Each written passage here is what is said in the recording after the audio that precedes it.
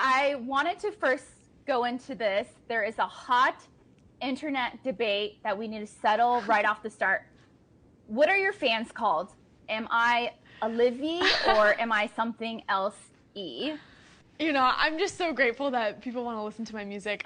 They can call themselves whatever they want. That makes me so happy. I love Livy's, though. That's a great one, but I'm cool with whatever. Okay, awesome. I'm Olivia. Done deal.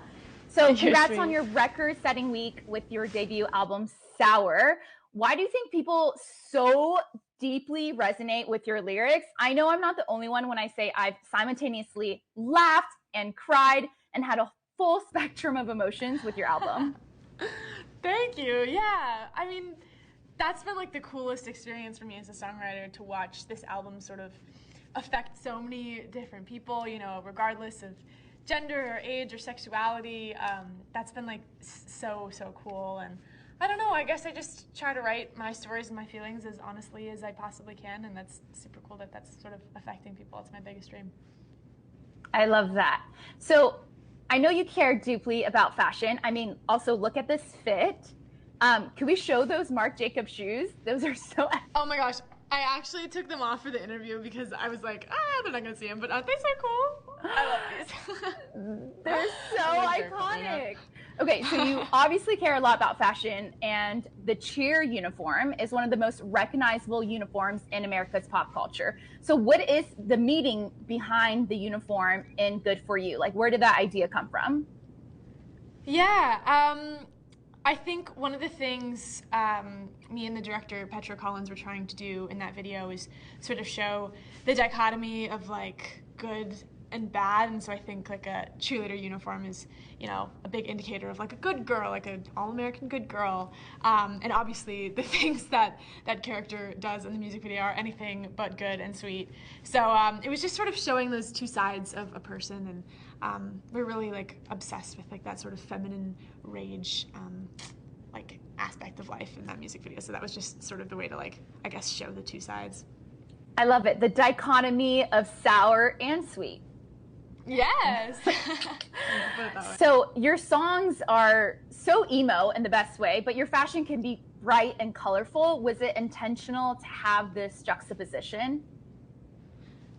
I mean, yeah, most of the times I'm just like trying to like dress comfortably and, you know, dress in something that feels like me on that given day. But yeah, I'm like really young, and I don't know, I feel like I'm dressed like a young person lots of the time too. So I don't know, but I'm still sort of figuring out my style and figuring out what I feel most confident in. So sometimes that changes, and sometimes it's bright, and sometimes it's like dark and grungy. So who knows?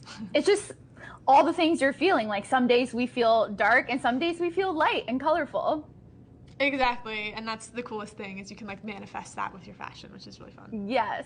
So you are conscious when it comes to fashion and the climate. So when did that become something that was important to you, sustainability?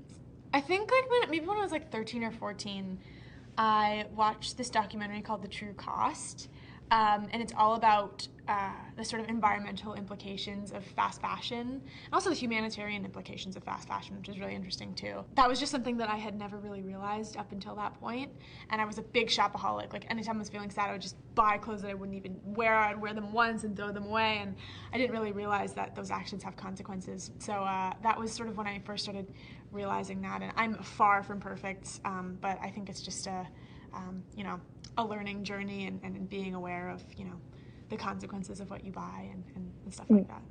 Yeah, sustainability is a lifelong journey. It's not something you can buy into. So true fans know you're a spicy Pisces. According to astrologists, Pisces are supposed to be the calm, chill peacemakers. Do you think that is true, or does your music and lyrics imply otherwise? Oh my gosh. You know, I think Pisces are super emotional, and I'm like the most emotional person in the whole world. And so I guess I just love using songs as a medium to like process my emotions and make them feel more manageable. And, you know, sometimes those emotions aren't peaceful, and I think that's sort of the fun of songwriting. You get to express emotions that you don't express every day, or, you know, that aren't super socially acceptable to express. So that's like probably one of my favorite parts about songwriting. Yeah. What I love about your music, Olivia, is that I think we're actually all that emotional that you say you are, but we never have shown it. And then you just showed us that we're actually all that emotional. Like, we're right there with you. We're like, oh, right. This is exactly how I'm feeling. Compliment.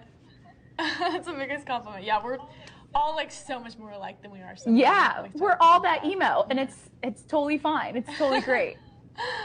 What do you think about this shift where people felt like they had to be, perfect girl bosses, and now it's even okay or even embraced to show up as your raw, imperfect self, and you're definitely the definition of that through your lyrics? Oh, thank you. I've always been the type of person to think that vulnerability is the most powerful thing you can possibly show to other people. And I think that's definitely true in my songwriting. Like, sometimes the songs that are, the most vulnerable and raw and insecure are the songs that people, resonate the most with, and the songs that are the most powerful. So, I've always sort of subscribed to that mentality that, showing who you really are and not, putting on a facade of, like, happiness and power, that's actually the most powerful thing in the world. So yeah, and I feel like we oftentimes forget that vulnerability is a muscle, and if we never practice vulnerability, never practice that muscle, it won't come easily. And totally yeah, your music just helps us practice this muscle of vulnerability. True story. Thank you. That's so sweet. That's the biggest compliment. So in life, is creating art the ultimate form of healing for you? Oh my gosh, yeah. I think for me, totally, songwriting is how I process and get over negative emotions. Like, I'll go to the piano and sit down and write a song before I, like, call a friend to talk about my issues, just because I feel like it's just so cathartic. And also, like, listening to music and consuming art is super healing. And I think it just makes you feel less alone to, like, see an artist express feelings that you've felt.